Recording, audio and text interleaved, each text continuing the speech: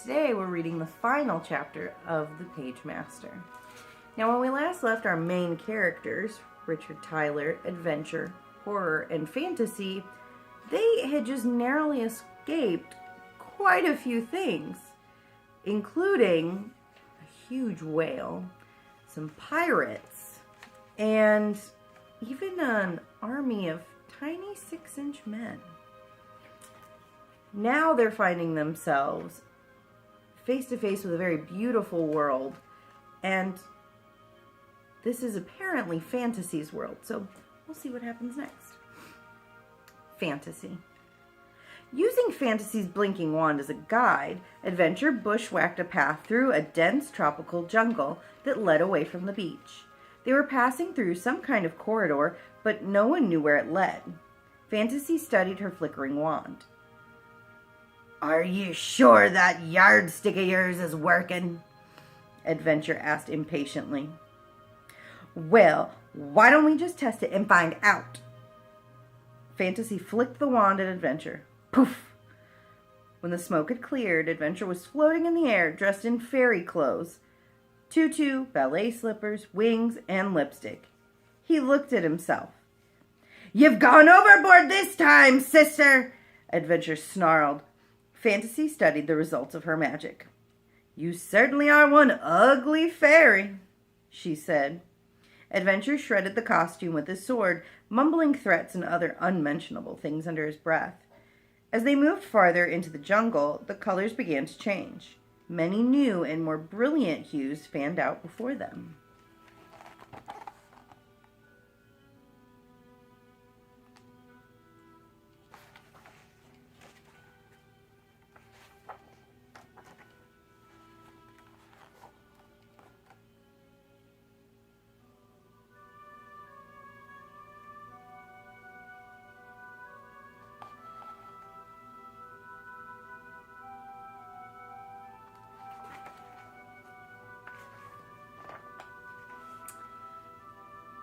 The spectacle filled Richard with awe. He was eager to see more. He pushed through a flower-lined thicket into a magical meadow. Fairy dust shimmered everywhere. Groves of trees hung heavy with fat, juicy buds. As Richard walked past, the ripe buds unfolded, offering not flowers, but books. "Wow, look at this place!" Richard was mesmerized. Tiny Thumbelina flew over their heads on the back of a bird. She passed a castle tower where a handsome prince was climbing up the golden braid of his true love's hair. A majestic horse and carriage sped past. In a puff of light, the carriage magically turned into a pumpkin and the horses into mice. The cheery little mice bounced around Adventure's feet, offering squeaks of friendship. "Arr!" Adventure grumbled with disgust. "Happy land!" The mice scampered toward Horror, who accepted them enthusiastically. He fell back onto a soft bed of giggling flowers, ready to burst with joy. "I could be shelved here for a long time," he said. Soon, whole clusters of shimmering fairies arrived. They danced through the air around Richard and the books.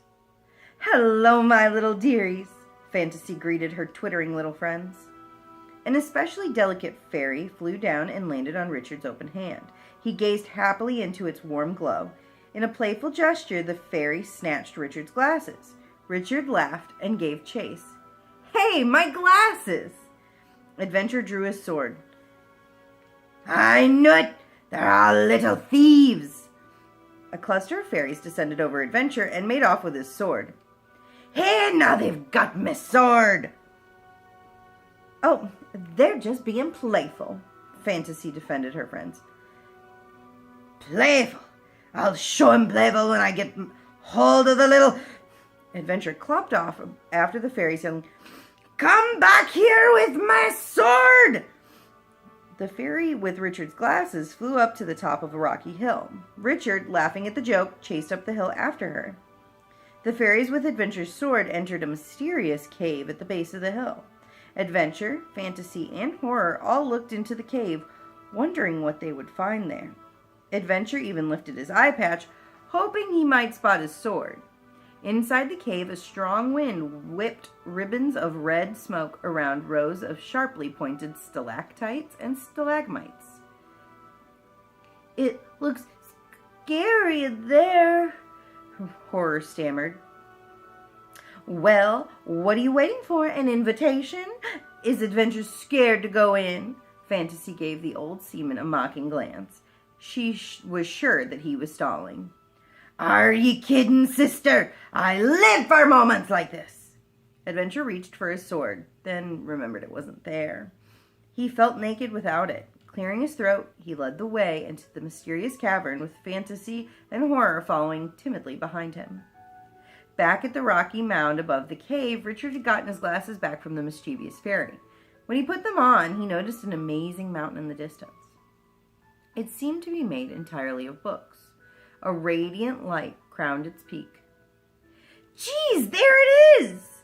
he exclaimed. Shimmering high above the mountaintop was the exit sign.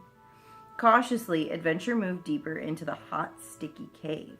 He found his sword there, lying on a stone.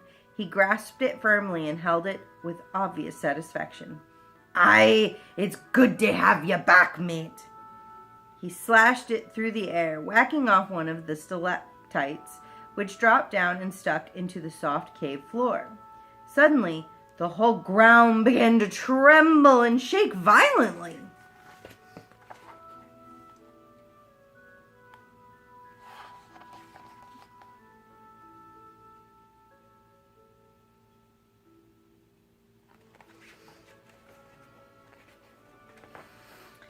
Meanwhile, up above, the rocks under Richard started to pitch and roll.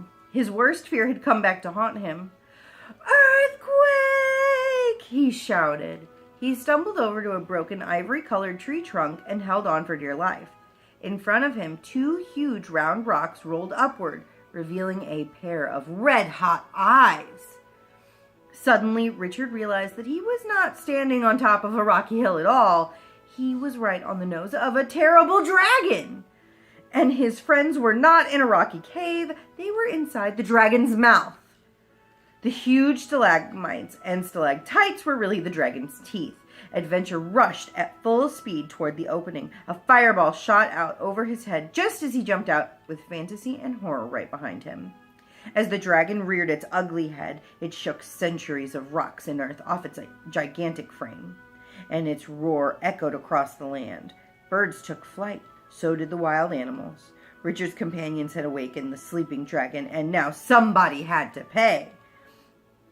"Not to worry, I can handle this." Fantasy blew warm breath onto her blinking wand. "Don't fail me now," she said. She flicked the wand in the direction of the dragon. A few sparks ignited at the tip, then the wand went limp as a wet noodle. Fantasy shook her head. "Last time I buy a rechargeable wand." All this time, the dragon was torching everything around it. Its huge leathery wings pumped vigorously, fanning the flames. The once beautiful meadow was now turning into a blazing inferno.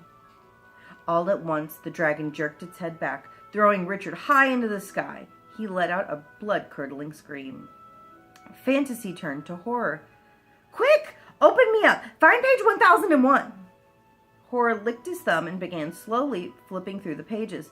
Page 1, page 2, page 3. "Faster! Faster!" Fantasy screamed. Horror flipped through the pages at blinding speed. 999, 1000, 1001. Arabian Nights? That's it! Fantasy ripped out the page, snapping it out like a wet towel. She turned it into a flying carpet. "Save the boy!" she commanded the carpet. It took off instantly, dipping and swerving around the dragon. Just in time, it found its way under Richard, who was about to hit the ground. Richard rode off on top of it. The dragon shot a fireball at the carpet, which maneuvered like a jet fighter plane, dodging the flame. Richard screamed as the carpet headed straight for a tree, but at the last second, it swerved, then cut back, dipped down, and skidded to a stop next to the books. Richard pointed up to the top of the mountain. "The exit's up there," he said. "Quick, jump on the carpet." The books jumped on, but just as they were about to take off, the dragon's tail slammed down onto the carpet's edge, pinning it to the ground. The jolt caused Fantasy's wand to pop on. This time its light was strong and steady. "Well, it's about time," she said. She flicked the wand toward the dragon. An electrified charge shot out of the tip of her wand and blasted the beast. The angry dragon stopped in its tracks. A perplexed look crossed its face. Its eyes spun around like bingo balls. Then, in a fantastic explosion of smoke and sparks, it shrank into a harmless toad. "Wow, how'd you do that?" Richard was amazed. Fantasy proudly twirled the wand in her hand. "Magic." "Women," Adventure grumbled under his breath. "Everything's magic to them."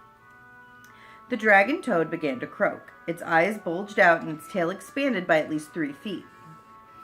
"Did I mention how fast a spell wears off on a dragon this size?" Fantasy said. The toad croaked again and grew 20 more feet. It blasted a spear of fire at the carpet, which shot off into the sky. Richard and the books clutched the carpet tightly as they streaked up into the clouds. It glided smoothly over the clouds. Though Richard was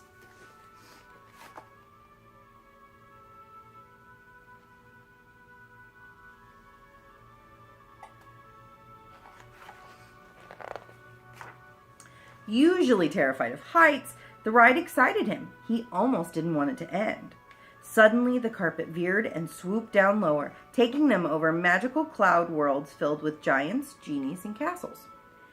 Then the carpet began to glide upward again toward the top of the mountain. "We're gonna make it!" Richard cheered. "We're gonna make it!" Horror repeated. But he was so excited that he accidentally knocked Fantasy's wand out of her hand. It tumbled over the edge of the carpet. "Oops, I wish that hadn't happened." Fantasy leaned over to see where the wand would land. It fell right into the mouth of the dragon, which was flying directly up toward them, flapping its enormous wings. Suddenly, it shot a fireball. The fireball exploded before it reached them, but the impact was strong enough to knock the carpet out of control. "What do we do now?" Adventure asked Fantasy. Fantasy lowered her head between her knees. "Assume crash positions, everyone!" With a tremendous bump, the carpet crashed smack into the side of the mountain. Richard landed on his back on a ledge formed by books. He was looking straight up at the exit sign. It seemed almost close enough to touch. Scrambling to his feet, he shouted, "Come on, guys!" The books, however, were tangled up in a heap below. "Get off me!" Adventure struggled to get out from under Horror. Fantasy fluttered up out of the pile, yanking on her bloomers. While their pages were rustling, a dark shadow passed over. The 3 books looked up into the sky. The dragon was about to land on them. They scrambled into a narrow crevice on the side of the book mountain. The dragon landed on the ledge, trapping them inside. Meanwhile, Richard was scrambling up the mountainside. In his excitement at reaching the exit, he hadn't even looked back. He thought the books were right behind him. "We're almost there!" he shouted. With a final burst of energy, he climbed up the last few yards and stepped triumphantly onto the mountaintop. He could see the exit sign hovering over an ancient dome-shaped observatory. He breathed a well-deserved sigh of relief. "We did it, guys! We did it!" Then Richard turned around and discovered he was all alone. Looking down the side of the mountain, he spied the dragon peering into the crevice. Inside the crevice, the books were nervously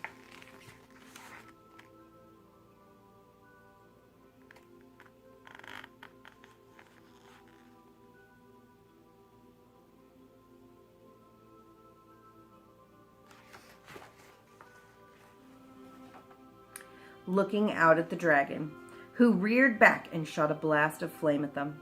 They flattened themselves against the wall so that the fire shot past. "A man can only take so much." Adventure drew his sword. "This dragon is soon gonna be history." He started toward the opening. "Be careful," Fantasy said. In a grand gesture, Adventure grabbed Fantasy and gave her one big, juicy kiss. Her eyes opened wide in surprise. "Hey, what do you think you're doing?" She gave Adventure a shove, and he tumbled out of the crevice. From up above, Richard saw Adventure land on the edge. "Adventure, I'm up here!" he shouted. Adventure looked up and saw Richard calling to him from the top of the mountains. Go on, lad, save yourself, Adventure shouted. Just then the dragon blasted, and another spear of fire in the old seaman's direction. Adventure stumbled back into the crevice, smoldering.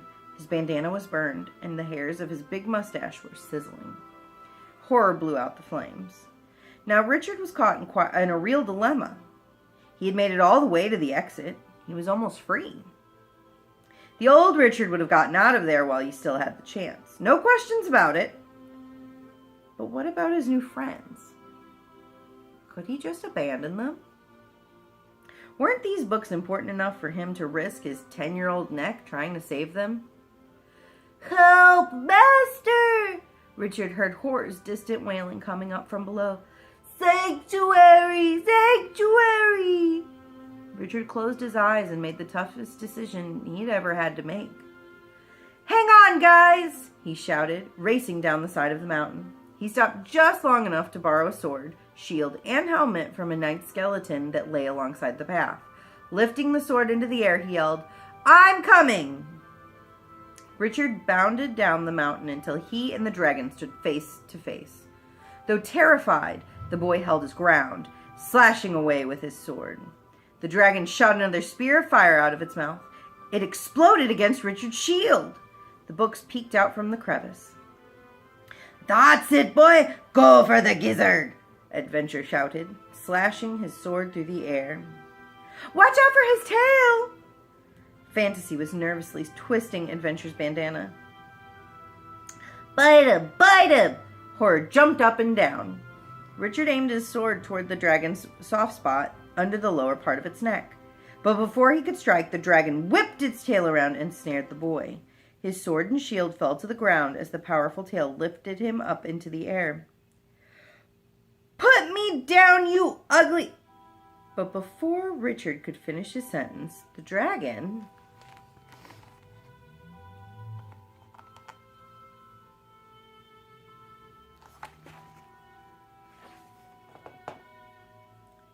in one large gulp had swallowed him whole.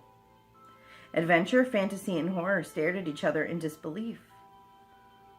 What a sad, sad ending, Fantasy whispered. Master wasn't afraid of nothing, Horror cried. Aye, a braver lad never sailed the 7 seas, Adventure agreed. Sadly, Horror turned to grasp Adventure but stopped. Adventure hesitated, then reached for the hunch book. Fantasy joined the huddle. Richard had tumbled down through the long throat tunnel onto the pillowy bottom of the stomach. He quickly discovered that the inside of the dragon's stomach was a pulsating slime pit. The cavity was littered with bones, piles of books, trees, and anything else a dragon might eat. Loud grumbling noises were followed by small, random eruptions of fire. There, Richard found Fantasy's wand. He tried to make it work, but it refused to respond. This is not good at all, he thought. Up above, a pinpoint of light filtered down through the dragon's throat. Richard realized that up there was his only possible means of escape.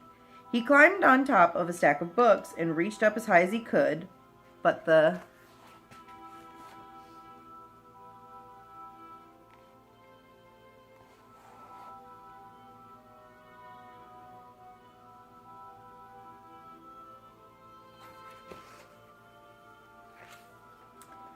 books slipped and toppled, sending him back to the bottom of the dragon's stomach. Frustrated, Richard began to kick at the books. Then he remembered something the Pagemaster had said. When in doubt, look to the books. Richard opened an old copy of Alice in Wonderland. Like a jack-in-the-box, the crazy Queen of Hearts' head popped out, hysterically ranting, Off with his head! Off with his head! Richard slammed the book shut, and the queen was gone. Then he got another idea. He began searching frantically through the pile of books, rejecting one after the other. Suddenly, he found what he was looking for. Jack and the Beanstalk. Opening the book, he placed it on the bottom of the dragon's stomach. At first, nothing. Then the book began to shake and rumble. Richard stepped back in anticipation. A thick beanstalk started to shoot up out of the pages. The stalk grew faster and faster, coiling up through the dragon's throat. Richard leapt onto the stalk and shot up with it. "I hate heights!" The dragon's eyes opened wide. His head jerked back and his mouth flipped open. Suddenly, out shot the giant beanstalk. Adventure, fantasy, and horror watched in amazement. They were even more surprised when Richard came riding up out of the dragon's mouth. "Come on," Richard yelled. "Jump on!" He gathered the books in his arms, and up they all went. They jumped off at the top of the mountain. Horror hugged Richard's legs. "Master, you saved us!" "That she did, matey." "You did good, honey," said Fantasy. When she saw that he was carrying her wand in his pocket, she kissed him on the cheek. "My hero," she gushed. Richard looked up, just ahead of them, hovering over the observatory. He saw the glowing green exit sign. The tall oak doors pushed open. Richard and the books entered a circular room. Their faces were illuminated by a bright funnel of light rising up out of a gigantic crystal dome. Something shifted in the shadows. "Who's there?" Richard strained for a better look. Slowly, a figure stepped out into the light. "My Pagemaster." Adventure removed his bandana and bowed respectfully. Horror threw himself onto the floor. Fantasy curtsied. "Hey, how did you get here?" Richard was not too pleased to see the Pagemaster again. Now, we're in the presence of the Pagemaster." Fantasy laid a hand on Richard's shoulder, trying to silence him. "I know who he is. He's the guy who put me through all that torture. Just look at me," Richard said, calling attention to his dirty and tattered clothing. "Do you have any idea what I've been through?"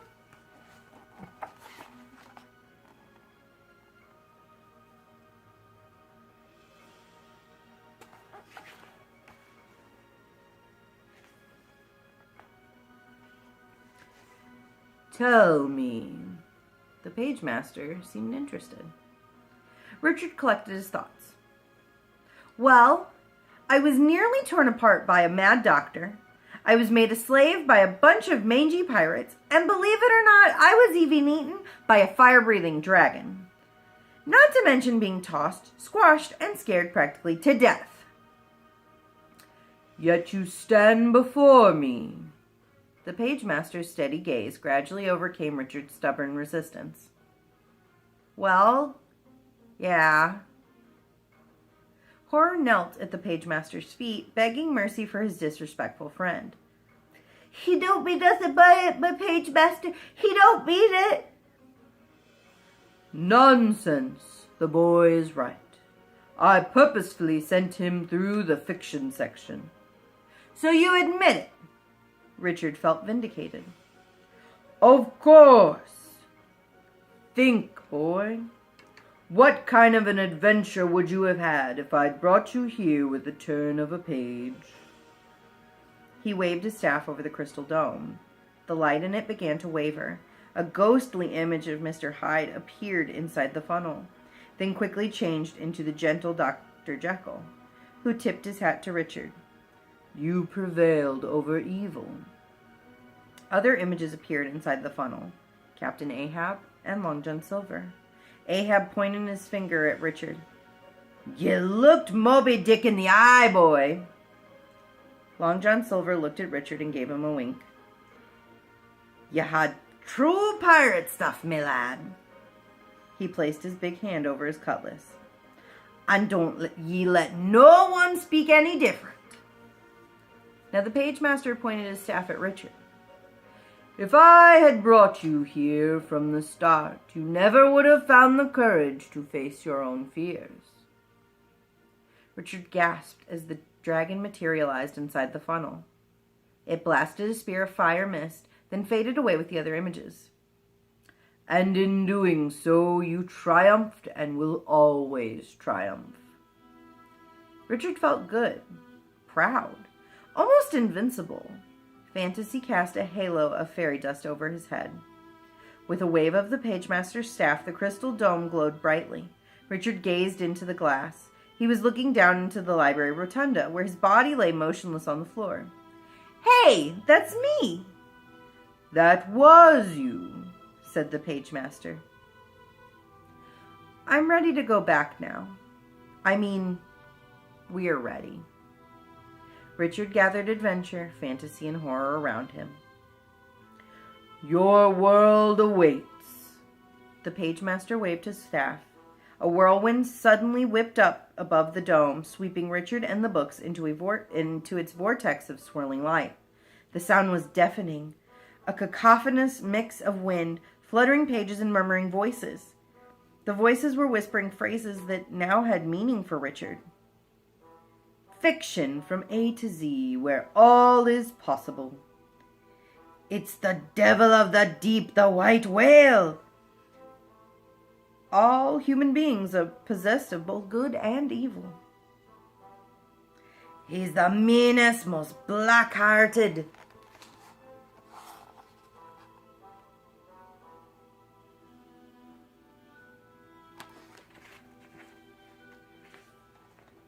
"Pirate who ever sailed the 7 seas. Sanctuary! Sanctuary!" And they all lived happily ever after. The mural at the top of the rotunda became a swirling blur. A column of bright colors dipped down from the center, taking Richard and the books with it. Richard fell straight down into his prostrate body. Next to him, adventure, fantasy, and horror all hit the hard marble floor. Slam, slam, slam! And turned into ordinary books. Richard's eyes opened wide. He was staring up at the mural. His gaze was fixed on the painted image of the pagemaster. Then, out of nowhere, the librarian, Mr. Dewey, was leaning over Richard, blocking the pagemaster's image. "You took quite a spill, young man." "Huh?" Richard shook his head, trying to think more clearly. He looked around. Above the stacks, he saw the exit sign. Looking as if it had always been there. Without thinking, without any hesitation, he scrambled to his feet and ran toward it. "Careful, or you'll slip again," Mr. Dewey warned him. He began collecting the 3 old dusty books off the floor. Down the aisle, Richard skidded to a stop. He looked back and saw Mr. Dewey gathering the books. "Wait!" he called. Richard ran back to the rotunda. "I forgot something." He took the books out of Mr. Dewey's arms and presented his library card. Mr. Dewey examined the torn and dirty card with interest.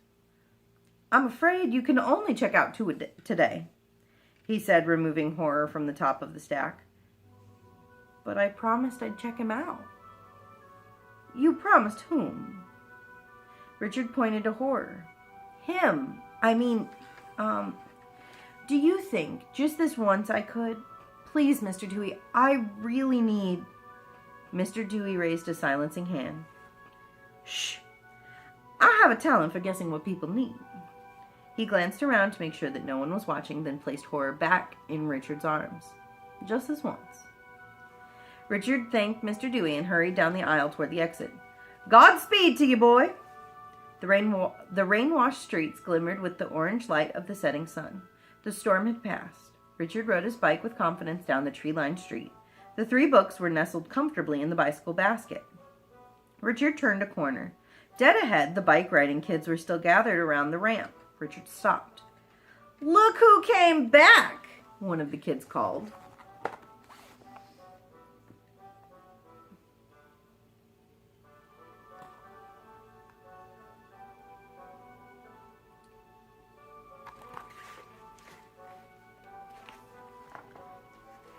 "Hey, Tyler, you gonna chicken out again?" Richard's heart pumped fast, but sure as he steered his bike toward the ramp, the bike picked up speed. Faster and faster it went, faster than it had ever gone before. The other kids scrambled to get out of his way. Richard hit the ramp at full speed. The bike lifted into the air higher than any kid had ever gone. The other kids watched in awe as it landed solidly on the wet asphalt. Richard pedaled on, never looking back. Stars filled the sky over the Tyler house. Richard's bike lay on its side on the front lawn as the family minivan pulled up into the driveway. "Claire, look!" shouted Mr. Tyler. "That's Richard's bike."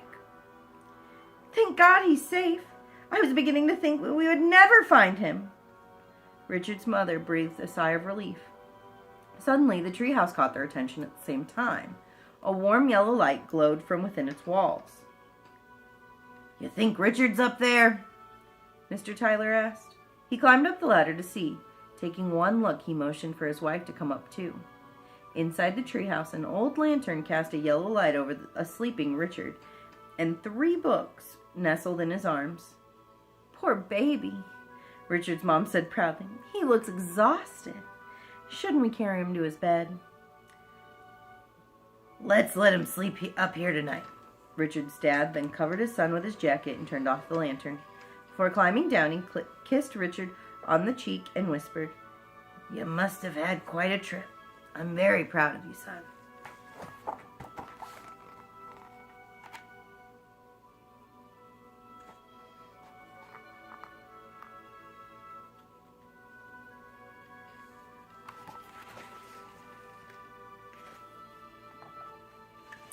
In the darkness of the treehouse, something stirred, the sounds of pages rustling. "It's dark out here," Horror whispered to Fantasy. "I wish there was a nightlight." "Honey, why didn't you say so?" With a blink of her wand, she made the lantern flare up again, illuminating the books, who were back to their old selves. Adventure looked around and took a deep breath. "Do you smell it? Breathe it in, mates." He thrust his sword in the air. "Now this be the land of adventure."